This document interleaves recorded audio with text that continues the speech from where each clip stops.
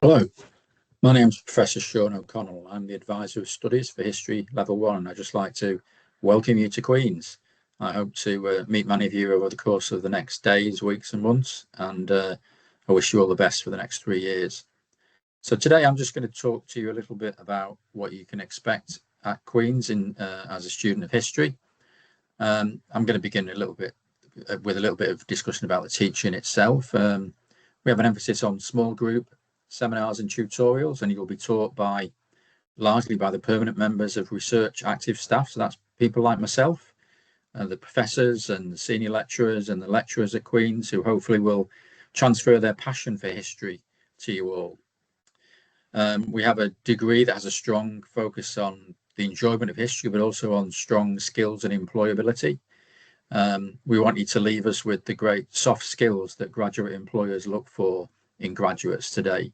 So that's the ability to synthesize complex and compelling arguments, and after sifting through different forms of evidence, is to write fluently, to be articulate presenters, and above all, to be independent researchers.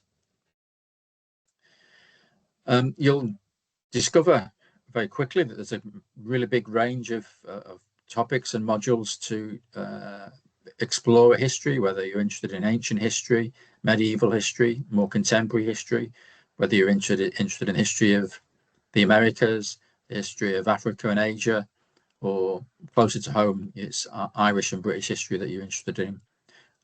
All of those are catered for here.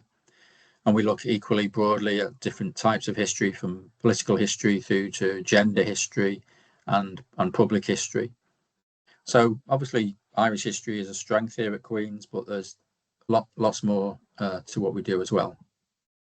In terms of what your typical week or typical semester might look like in terms of your timetable, you'll take 3 modules each semester. So that's a total of 6 modules each academic year.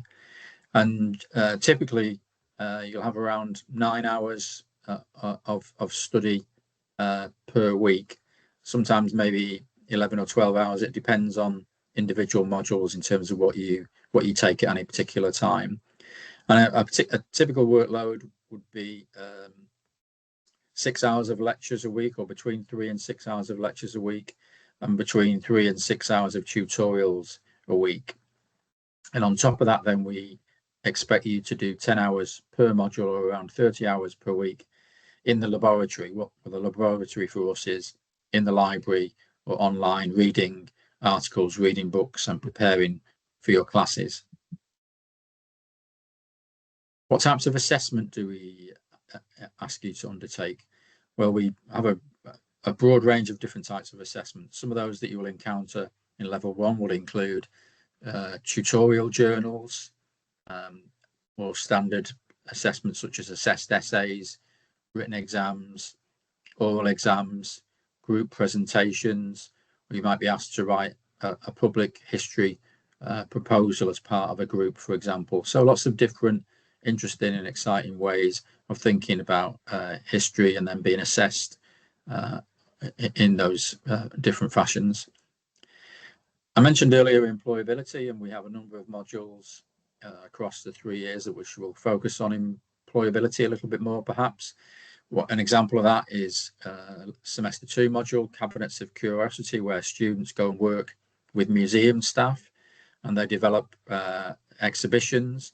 They think about what is it, how do you plan a museum exhibition, how do you write the text, the historical context for the exhibits in an exhibition.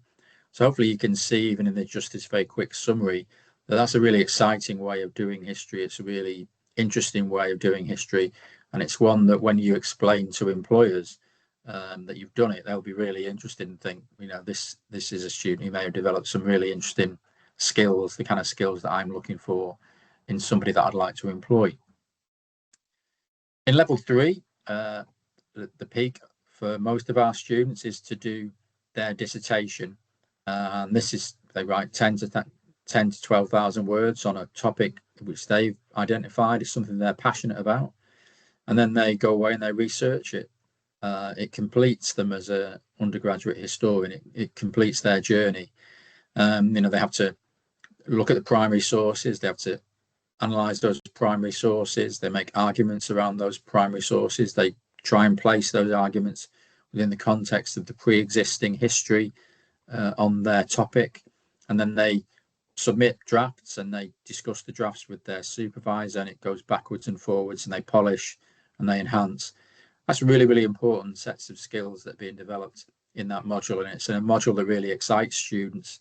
They really take a lot of pleasure and pride from engaging with it. As well as studying history, studying those modules, there are opportunities around the study of history at Queen's that are outside the bog standard average journey, if you like. And perhaps a good example of that is the opportunity to go and study for a semester elsewhere. We have lots of European universities that we partner with and where students can travel for a semester.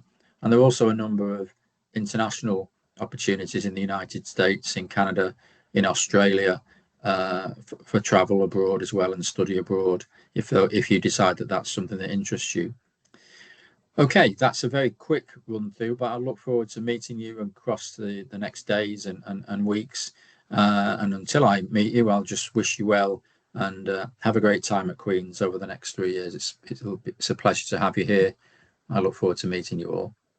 Goodbye for now.